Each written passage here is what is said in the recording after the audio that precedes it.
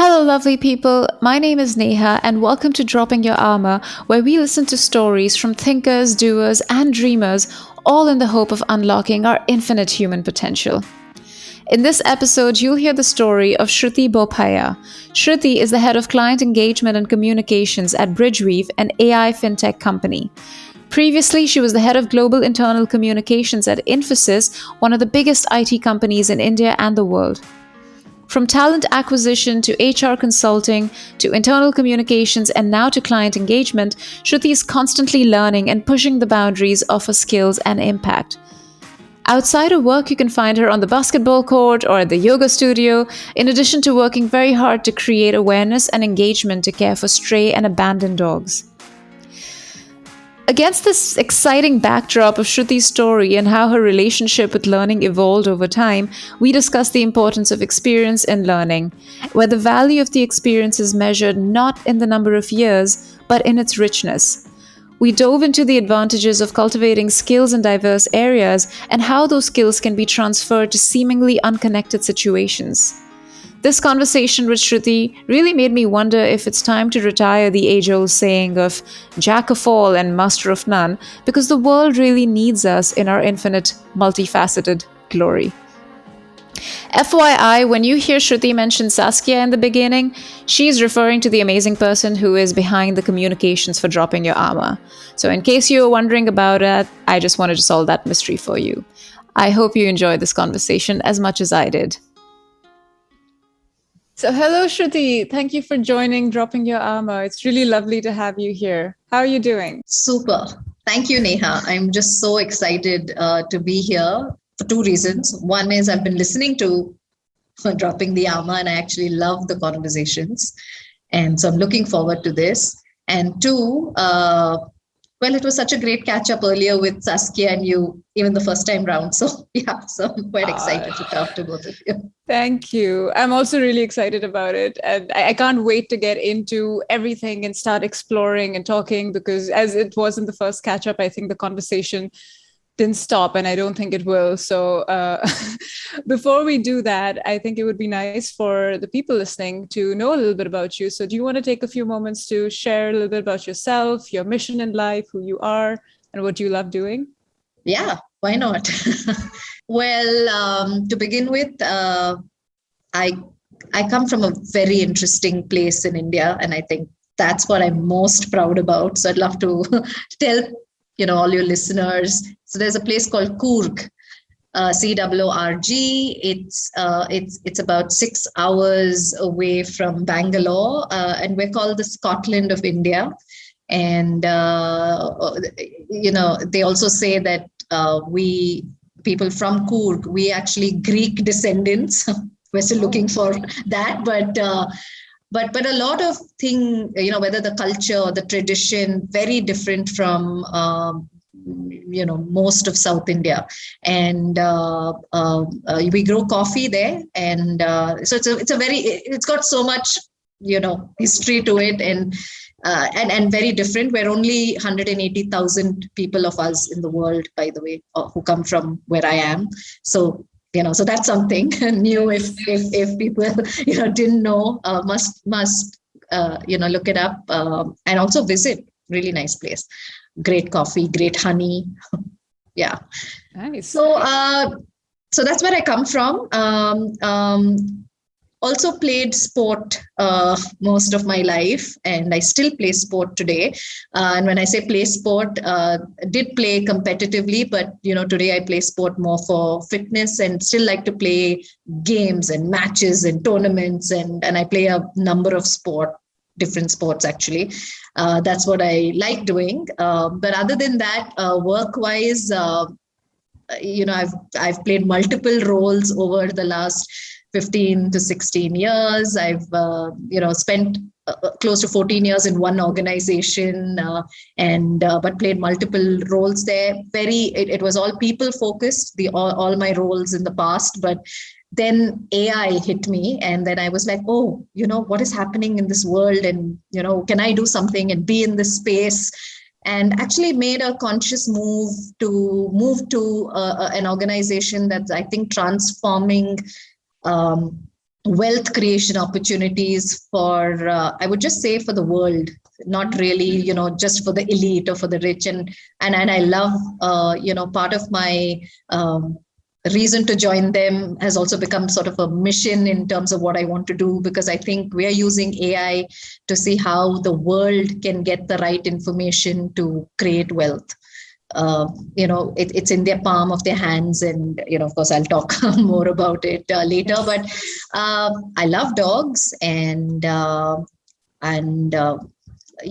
spend Sundays just volunteering at a dog park, and a mission there, as well as how do you get the world to adopt and not shop, and so different things like that. My family is also very interesting. My mom and dad, I think, are big inspirations in some sense for me, because they still play sport to this day, and every single day they play tennis. So when I said I come from I started with sport, is because that's all we sort of breathe, dream, speak, eat, and do as a family. My sister is actually somebody who's identifying and giving opportunities to sports people in India who come from backgrounds where they need help, and also even attention in terms of expertise in a certain sport to go to the Olympics. So she actually heads a foundation that actually does this, and they had a number of their athletes this time from India who actually went to the Olympics. And so just Incredible. Very interesting. And again, my husband, also very interesting, just suddenly became a lawyer after 20 years in the corporate world, just woke up and said, I'm going to be a lawyer, and then did law, and today is a lawyer. So I think I just, so people around me are doing so many different things. And I think that's what really, is a sort of inspiration to what I'll be talking to you about in terms of the number of different things that I kind of get up to. So yeah, Neha. So that's about me. Thank you so much, Shruthi. I think it's really fascinating. The first time I spoke to you, to learn so much about you, the various roles various roles in which you support and add value to the world, but also the people around you. I love that. And actually, I wanted to start with a small tune-in question, and we always start with a tune-in. And this is also somewhat related, and I'm actually very curious to see what your answer would be, because from my perspective, from where I'm standing, I see that you have a lot of superpowers. And my question to you is, if you could add one superpower to your existing abilities, what would that be? Wow. Neha, I would actually want the superpower where I would be able to talk to dogs and understand what they're actually thinking and what they're saying. And I know it's very different from what you may have wanted, but I really think, and it could be animals, but I think I'm going to narrow it down and say dogs. Yeah. Actually, you may not believe this, but when I was asking myself the same question, my first impulse was, you know what, I would love to really be able to talk to dogs. So I am also a huge dog person. I grew up with a lot of dogs. In fact, I think I have a stronger connection to dogs than I do with humans. And sometimes I feel that way, really. So I totally understand where you're coming from. I'm now feeling so much at ease. It's like I've met me. Hi. But I would love to learn a little bit more about you, Shruthi, and about your story. You already shared a little bit about Coorg and where you grew up, but walk me through your story from your early childhood days to your university days to where you are right now, and how over time your relationship with learning developed. Learning, for me, is as far back as I can think. I think it starts with, of course, we all went to school, but it's also what I think my mom ensured we did along with school. So we were always learning. So whether it was actually sport or dance or singing or just anything that happened in school, dramatics or, I don't know. When I think back, we were just there, my sister and I, and me is, I've just been a part of everything. So I think it almost felt like if anything was happening anywhere, it never felt too much. It just felt like, oh, we need to learn this. It would be great to have an experience. I don't think I knew that it's about experience. I think I figured that only maybe in the last 5-7 years, that it's actually for the experience that I guess I want to do all these things. But earlier you thought it was learning. You thought it's good to take part. And I remember, very early on, from school, when or outside of school, when whether it was tennis or basketball or dance or whatever it is we were taking part in, I remember my mom always saying that, you're playing tennis because you also need to know an individual sport, because then it is about you, what you're going to do on the court and what's important. You're playing basketball because you need to know what it's like to be in a team, what it's like to be together, win together, lose together, and know what sometimes it won't work out your way, but you're learning these things. And I remember that from really way back. And I used to use this in interviews as well, because I never knew you'd get asked these questions later on in life, right? When we were applying to like an MBA school or even work, where they would say, so can you give me this one example where you were a leader, or you were you led the show, or you did something in a team. Mm-hmm. And for me it was always multiple examples, because it was like, oh, this is exactly what we did all our life, right? We were in an individual sport, we were also in a team sport, in a group dance, also learned dance on our own also. So it, so people and being in amidst people and just throw me into completely new situations or again, absolutely different types of people, I'd be so comfortable.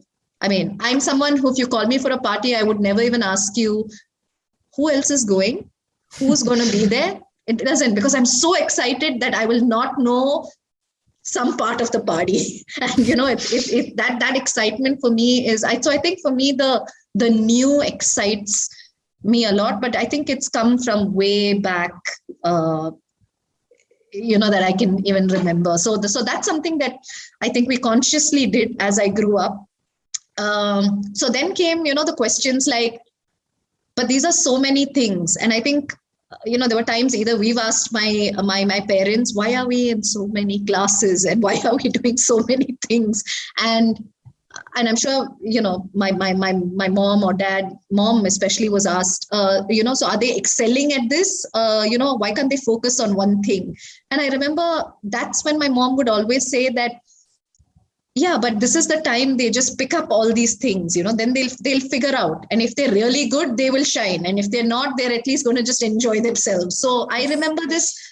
So somewhere while we played tournaments and, sometimes we would win and sometimes we wouldn't, but all of that actually just comes into your work life. That's what I figured, when it was time to get into corporate world and, be in a team and, run initiatives and stand out. And I was a part of a very large organization of over 200,000 people. And to just being able to stand out there, it meant something along the way in terms of skills or risk-taking ability or, just raising your hand before anyone else is when they're looking for someone to take on something.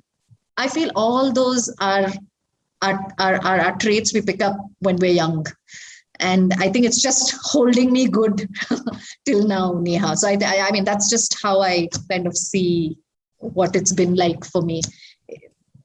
It looked, by the way, I know it can come across as, oh, so was it all so exciting and every day? No, with every exciting thing that you do, that definitely has its ups and downs. So I'm sure, I can even recall things, whether at work or in sport or, or things that that I did may not have gone completely your way, but to just stay with it for a very short time and kind of move on, I think that's something I would say that's almost like my superpower now that you you asked me about it. Just being able to knock it all off and say, yeah, I'm ready. Yeah, so what's next? Yes. Yes.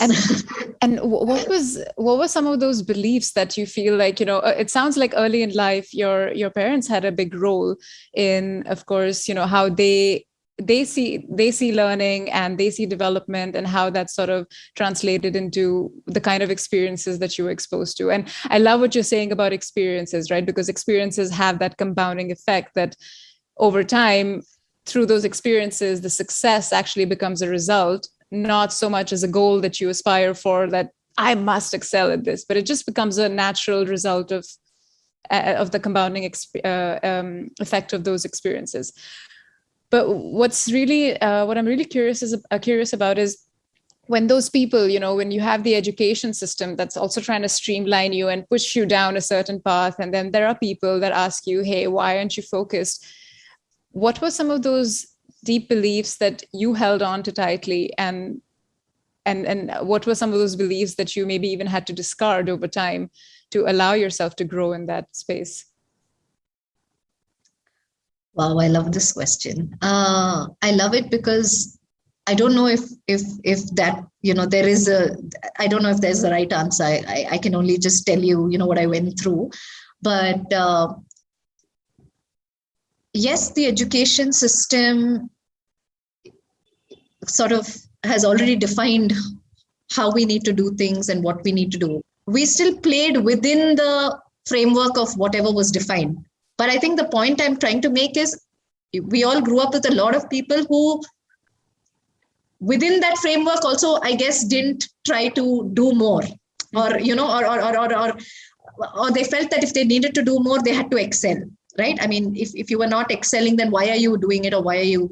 So I think in that sense, I don't think we were that brave, Neha. I think we've still stuck to the whatever that standard education system is. However, in terms of beliefs,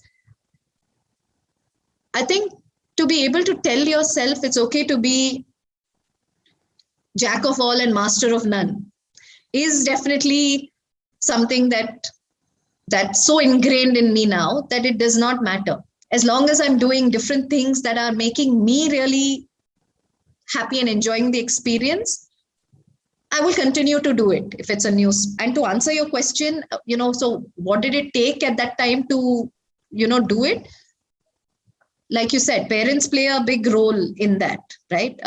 If the expectation on their side was that, we had to pick up 3 or 4 things and actually really, go after them and excel in them and, be able to answer aunts, uncles, and neighbors and, people like that. I think I don't think, that would have been possible at all. So I think them being able to say, yeah, these two are doing what they like. And, but I know that somewhere my mom, it was important that we completed education in the way society has defined education. So in that sense, obviously, I think for her, it was important to say, yeah, but they're going to college, they're doing that, and then they're doing all these. We never thought at that time that, or I don't know if my mom also may have known that every side skill that we were picking up was actually going to be that useful this many years later. So I think some has just happened, Neha. Some of it just happened. But today I know that. And today, so when I speak to, when we have that opportunity to speak, whether to parents or to students themselves, I definitely want to tell them that just jump in, just try things. It's okay. It's okay if you are not going to be number one. If you think you like it, and if you think you have the time, then pick up as many things as you like. And again, it's only if you like it. If you don't and you want to go deep down and focus on one thing, but do that. But don't use time not being there as a reason that you didn't do it. So I think today I've learned that we stayed in the education system and we did it because I guess we didn't have that many examples of different career opportunities and roles like today you can see, right? And so today being able to show that and tell students or parents, and I think people are opening up, they are, but that excelling, you must excel, I think is just there.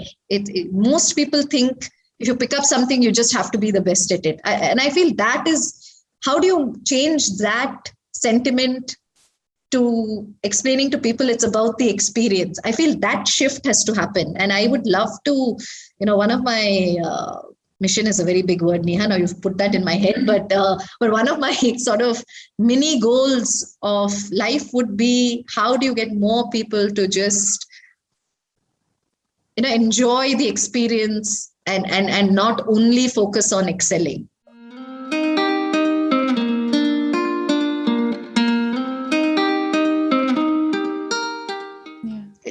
Yeah. And I love what you're also saying about, yes, okay, maybe you weren't the ones to break out of the system and do things differently and be those role models. But I'm just also trying to put myself in your shoes right now and think, if I think in such a different way and I'm in a system that thinks in the opposite way, did you ever feel lonely in your pursuit to learning and the way you approached learning?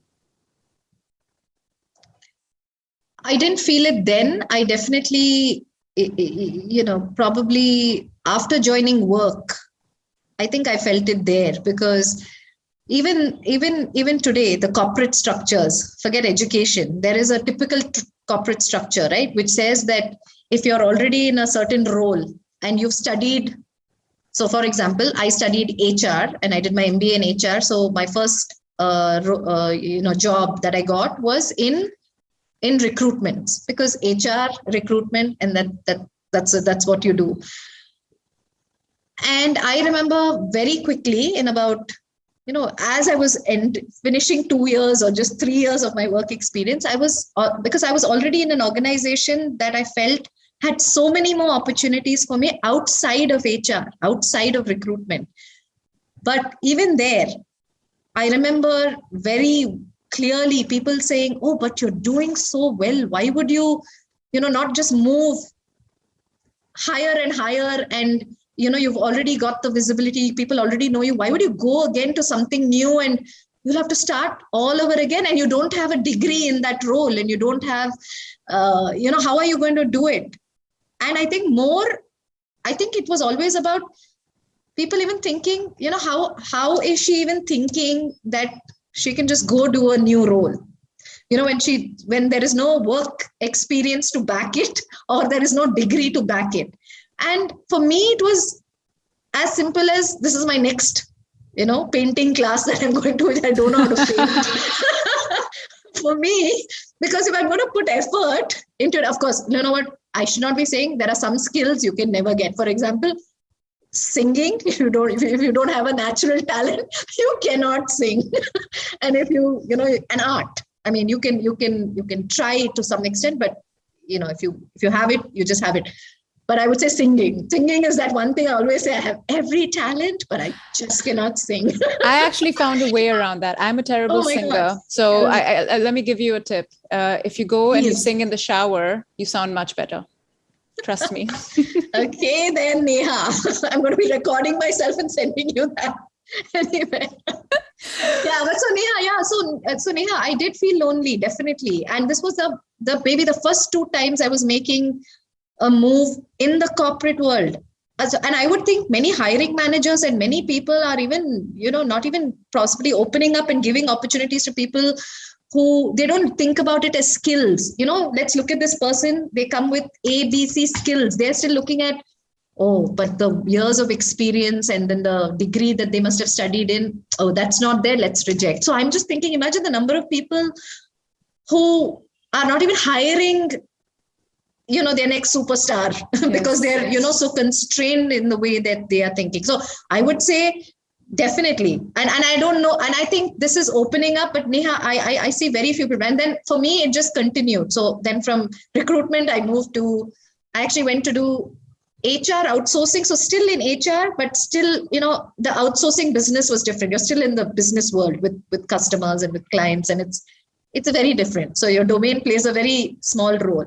And then I did the shift to move to communications and marketing. And I still remember internal communication, same thing. People were like, oh, but where's your degree? Your degree is not in PR, it's not in marketing, it's not in advertising, and you haven't and done communication. And then I'm trying to tell them, but I did recruitment, which is about branding your organization. If you cannot brand and sell to a candidate, so I'm saying, look at the skills that I need for that role, which is what I have done. So I'm just saying that it is difficult.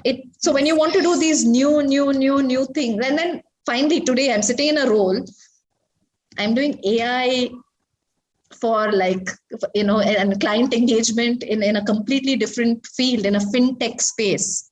No connection. So I'm also very grateful for people who took that chance on me and hired me, because see, these are the real heroes, right? Because they are the ones opening their minds to say, let's try, let's give this person an opportunity. Like I do that in every role, that when I hire people, I actually hire very different people to what I actually need, because I'm only looking at skills. Because I feel that's what we need for a role. And it's not so much about prior degrees and, actual experience. Of course, that's very important, but there are, there are a lot of people who can your skills can be ported from one place to another. So yes, Neha, I think, to answer your question, I think it's still lonely when you want to do too many things, and, people can still open up, I think, to want to accept that it's okay for people to want to do multiple things, Yes, and that's yeah. So, and that's why I think it's also so important to have this conversation, because I assume a lot of people must feel that way, right? That they are sort of pigeonholed into a role or a job description, or, what they should or should not be doing. But a lot of their skills are probably going unnoticed and unused. And I love what you said earlier also about, how being in a basketball team taught you about being a team player, that you probably also use right now in the work that you do, and how these skills are transferable. So how do we start looking at the whole person with the skill set that they have, as opposed to really putting people in boxes and unnecessarily creating this demotivating environment and saying, hey, why can't you do it? And I'm so happy that you talked about this, because I've also been having a lot of conversations about skills versus job descriptions, and skills versus competencies. And I just think it's time that we recognize that the problems of today and of the future, they're not going to be solved by traditional fields and, disciplines by themselves, right? Those are really complex problems that require interdisciplinary intervention, that require multiple skills coming together to solve them, right? In organizations, but also for the world at large.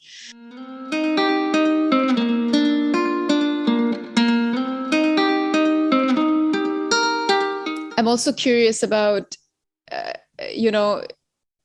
you said a lot about how over time, the thing that kept you focused was you had this intrinsic, I guess it sounded like it was even contentment, right? That for you, it's natural to want to learn. It's not even a question, right? It's the next painting class that you're going to take. There's that stability that you have within. What about the environment? What are some of the things that you possibly need in an environment to cultivate that understanding of, we need to develop skills, and we need to really also help our people develop the right skills at the right time? That's a great question. I think the future of work is going to, we're going to see it now, whether we like it or not. All of us are, look at what happened with this whole, with the pandemic hit us. we've all moved out of our comfort zone, right? Home was not a comfort zone for most of us. Never really worked from home, right? I mean, uh, you woke up and we went to office, right? I mean, and so when we all had to, make the shift and figure out how we were going to manage our work. I think organizations had to also play a very big role in almost trusting that work will get done, and this will happen. So I think from building capabilities as well. Why I brought future of work is because I think there is no choice, Neha. I think whether you're an employee or you're an organization, you have to now start thinking very different. And I think people are, and I'm saying they were forced to think thanks to. I mean, I don't want to say thanks to the pandemic, but thanks to this shift that happened and everyone had to move. So today, I feel there is going to be more openness to want to look at what you're saying. How do we get the ecosystem to understand that it is going to be about skills and it's not going to be, and so, but now it is about how are we going to prepare for it, right? How are we going to, for example, if you look at what all the reports say, and actually what's happening around us, digital skills or everything going digital and AI and, these things coming in, everyone playing certain type of roles have to get upskilled or reskilled, like I like to call it, if, you want a place in the future. So I think that has begun. What is the rate at which this will happen? And a very big role that the person who has, the biggest role someone has to play here is, I think, not even the organization, Neha. I think the role is each individual, each employee, because now is the time. If you don't say that, yes, I want to be reskilled, I want to be upskilled, I'm ready. What's that next thing you were talking about? So when we speak skills, if I'm not going to be responsible or motivated enough for my own development, right now I'm saying it's so different. It is now not about the organization saying, I got all this ready for you.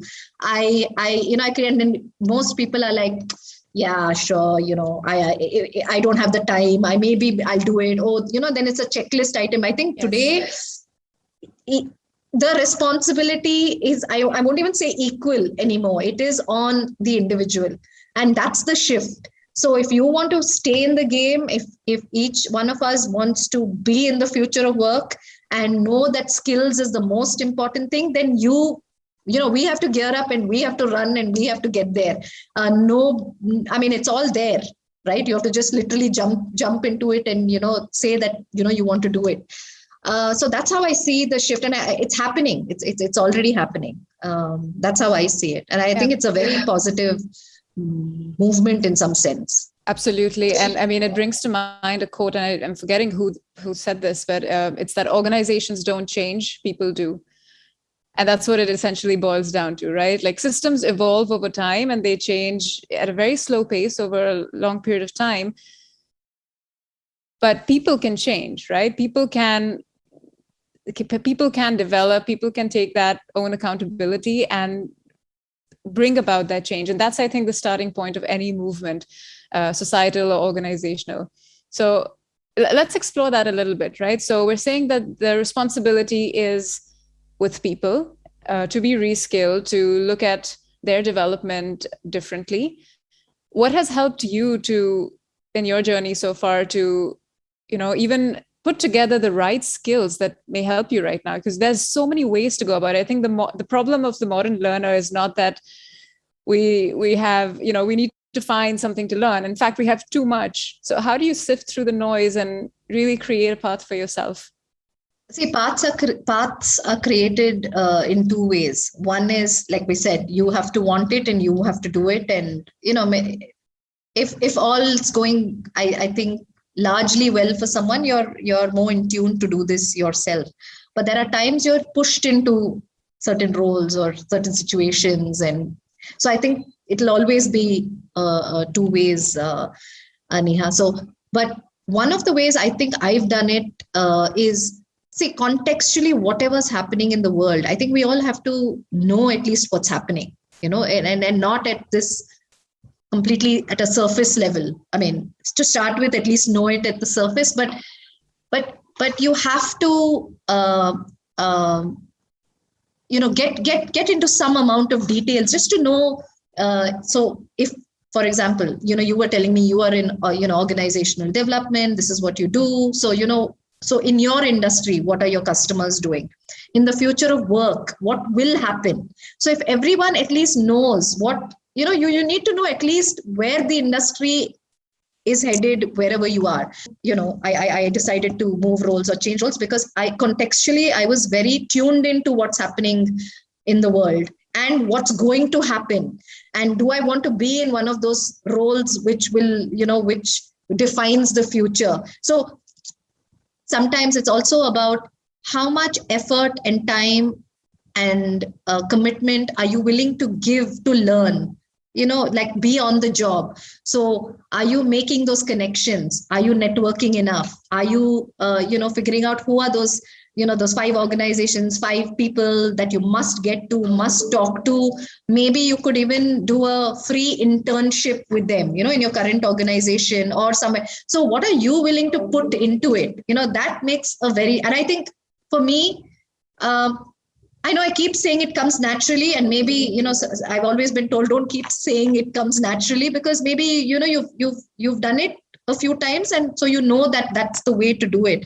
So I know that the effort and commitment and planning is definitely required from each one of us. It cannot happen without that. So it's that's why I said it's not I will pay up for a online class and I'll have my skill. It's beyond that.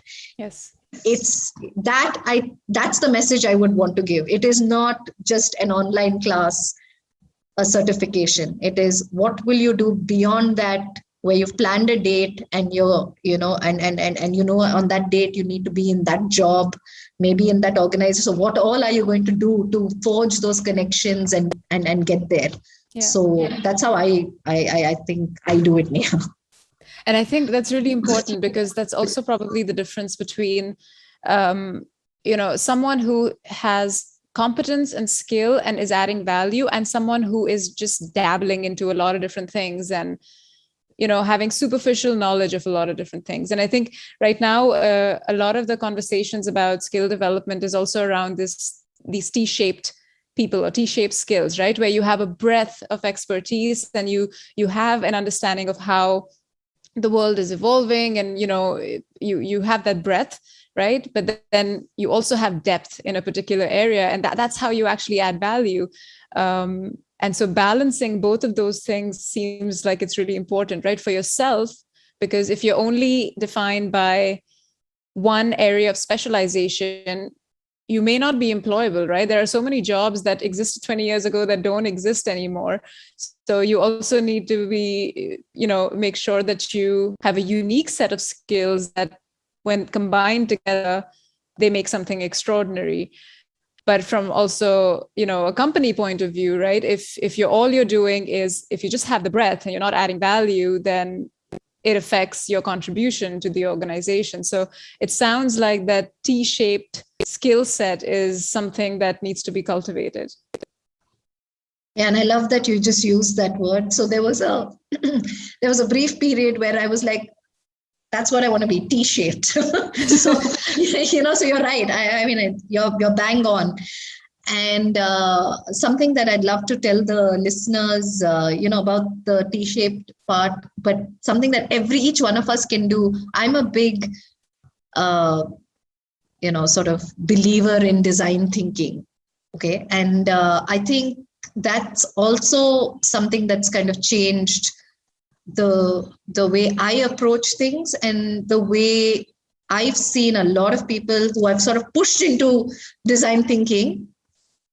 I just get everyone to just do, even if it's a 3-hour workshop of a design thinking session, just to do it, because it just opens your mind to the first part of us thinking we are not creative, because everyone is. And you in 3 hours realize which you have never discovered about yourself. And you go out saying, who's that person who told me for 20 years that I'm not creative? Because you believe these things. And yeah, it could be as simple as that. And then you may use it, may not, but something gets ingrained, Neha. And I think, this T-shaped leader connection I'm drawing to this because it comes from that. So one of my, again, mini missions is wherever I can do a design thinking session,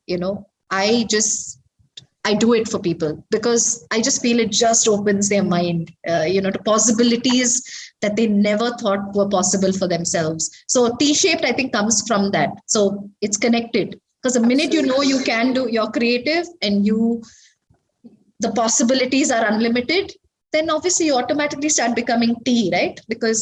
And it's not, like you said, it's not a superficial thing. Then you also want to go, you'll pick your 3-4 streams that you want to, go and build a deep T in. So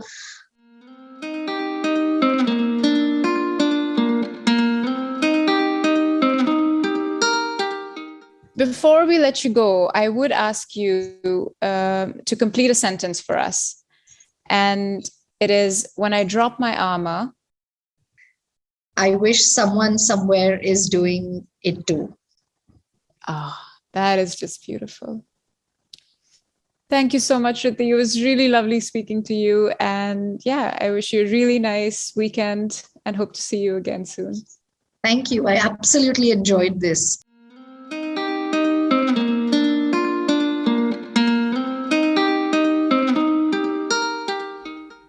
This conversation with Shruthi really energized and inspired me.